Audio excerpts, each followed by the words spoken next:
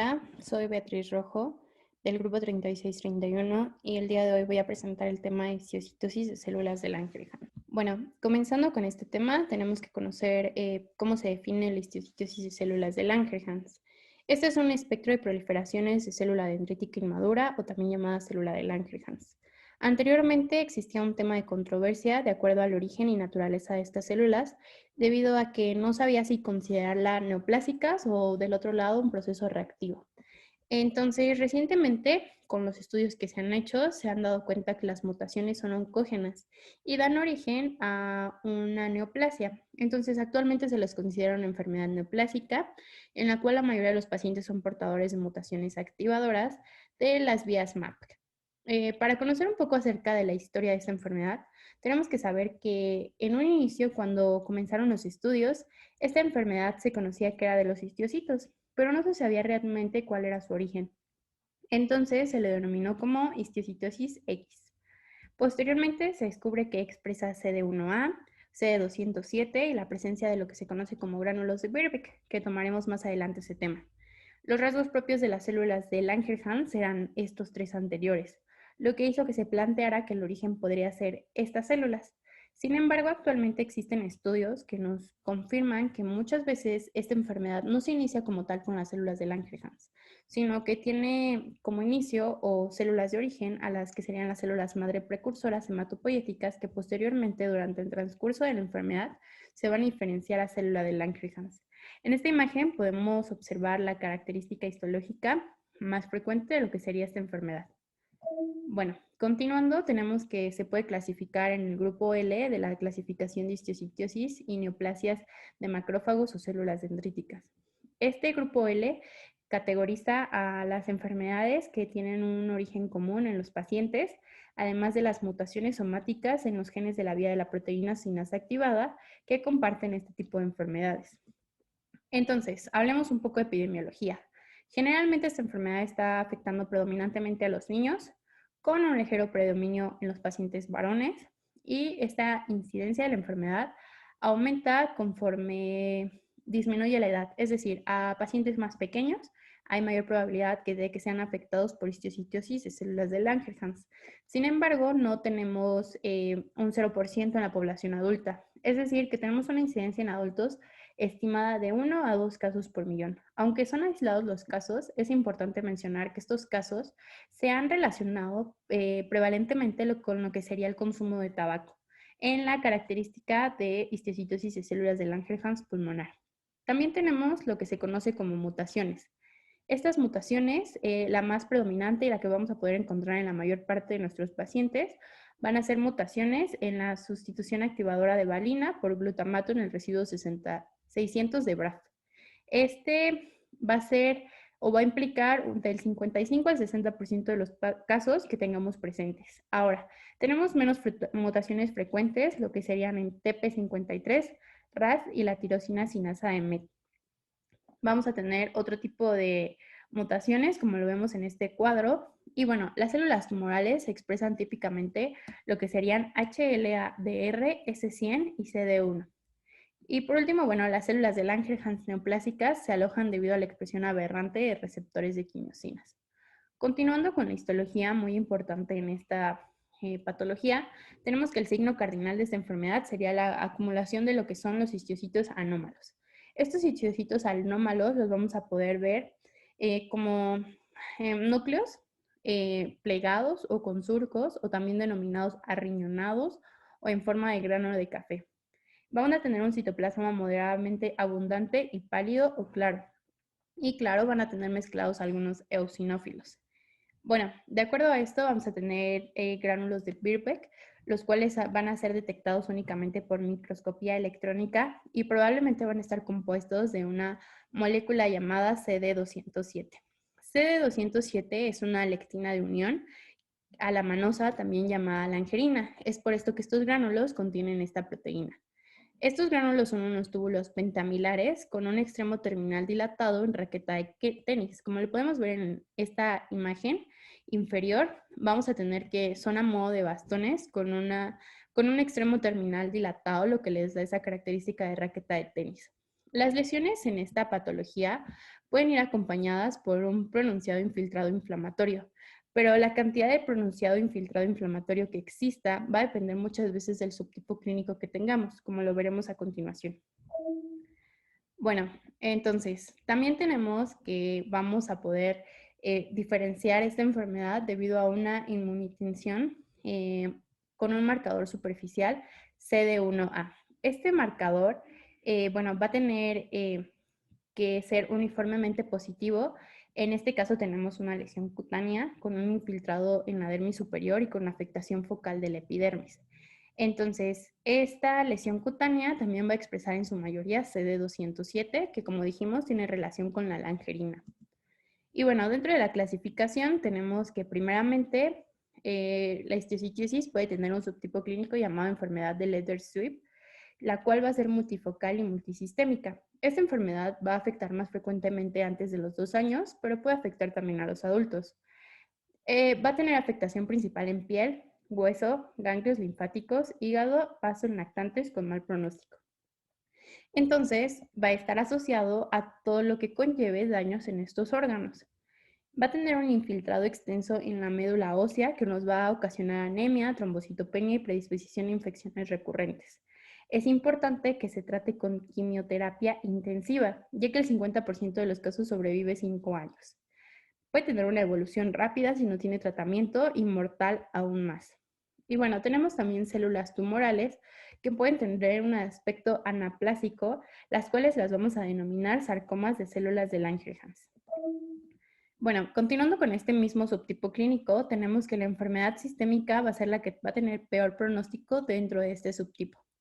Vamos a tener que tenemos lesiones osteolíticas unilaterales o bilaterales con afectación de partes blandas, típicamente en el cuadrante temporal superior, y conforme a la imagen inferior derecha tenemos una lesión intertiginosa en un adulto con este tipo de enfermedad con afectación cutánea. También vamos a tener lesiones cutáneas en niños, las cuales van a ser similares a una erupción seborreica y muchas veces se pueden confundir con esta. Van a ser ocasionados por infiltrados de lo que serían las células de Langerhans, sobre todo en las caras anterior y posterior de tronco y cuero cabelludo. Otro tipo subclínico que vamos a tener en este tipo de histiocytosis va a ser el granuloma eosinófilo, unifocal y multifocal unisistémica.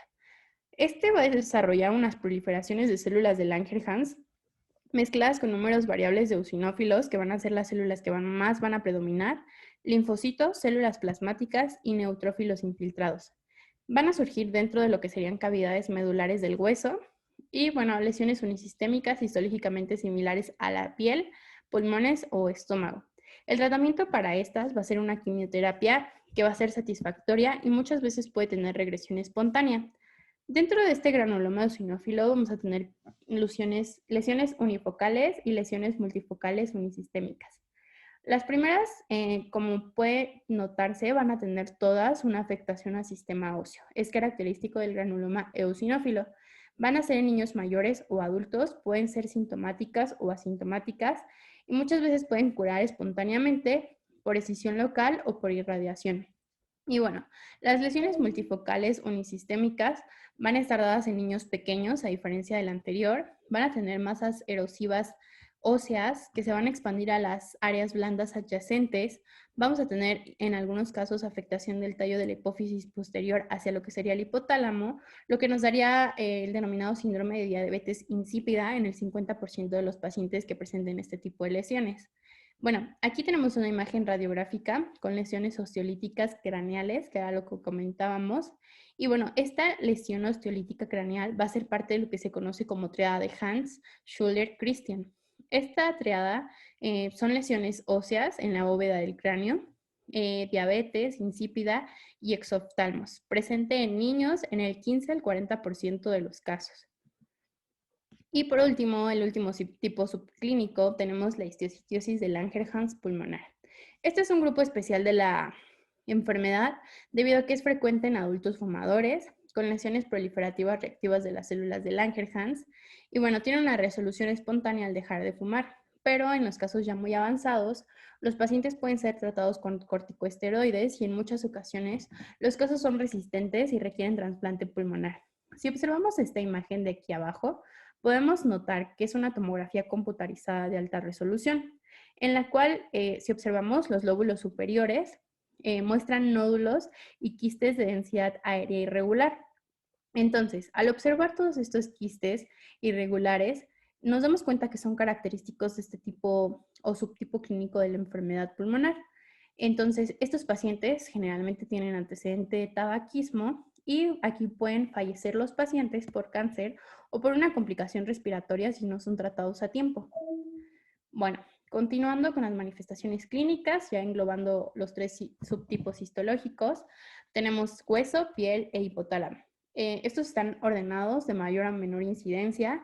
En el hueso, bueno, son lesiones esqueléticas asintomáticas o sintomáticas, generalmente en estos huesos que están citados aquí, y muchas veces se diagnostican por radiografía como lesiones líticas en sacabucado sin esclerosis. Tenemos resolución de hueso alveolar, que produce un aspecto muchas veces de dientes flotantes, como lo podemos ver en esta imagen. En la piel, el 33% de los casos, como ya se había comentado, tienen intensas petequias con pápulas escamosas y costrosas y puede confundirse, además del hexagrama seborreico, como ya se había comentado, con algo que se denomina costra láctea en lactantes. Y bueno, el hipotálamo y tallo hipofisiario van a dar origen a lo que sería la diabetes insípida, afectación en hígado, vaso, médula ósea, pulmones, ganglios linfáticos y sistema nervioso. Continuando, bueno, las afectaciones o manifestaciones clínicas, vamos a tener que el riesgo que tenga nuestro paciente va a ir muy de la mano con si está afectando órganos de riesgo, es decir, médula ósea, vaso o hígado. Sin embargo, en este momento ya no se considera el pulmón como un órgano de riesgo, es importante considerarlo. Además de que la presencia de los órganos de riesgo sería como un factor importante para el riesgo que va a tener el paciente para su curación. Por otro lado, vamos a tener si tenemos o no presencia de afectación en los órganos de riesgo, es decir, cuántos órganos tenemos afectados y si están afectados o no realmente. Una manifestación tardía de cualquier subtipo clínico patológico es la neurodegeneración. Esta se va a presentar en el 10% de los pacientes supervivientes y es importante notar que tenemos ataxia, disartria, dismetria, deterioro neurocognitivo y dificultades psicológicas. Estas manifestaciones se van a ir acentuando y pueden remitir. Sin embargo, muchas veces es progresiva y el único método para que podamos nosotros realmente ver que tenemos una neurodegeneración a causa de esta enfermedad es con una resonancia magnética que va a demostrar cambios en la intensidad de la señal en ciertos pedúnculos cerebelosos, ganglios basales y la protuberancia. Bueno, el diagnóstico. Es necesario que se tenga un índice de sospecha alto en pacientes adultos con hexantemas seborreico no involutivo o lesión osteolítica solitaria. Para esto tenemos que los pacientes con diabetes insípida tenemos que observar si tienen o no la característica infiltración del tallo hipofisiario. En el tipo pulmonar hay que sospecharlo cuando tengamos pacientes fumadores jóvenes con disnea o tos no productiva. Mediante una radiografía simple de tórax o una tomografía computada, como ya comentábamos anteriormente, tienen características importantes. Ahora, es importante un análisis tisular obligado, un examen histopatológico, una tinción positiva con CD207 nos corrobora el diagnóstico, aunque no es el diagnóstico definitivo, y un examen de microscopía electrónica.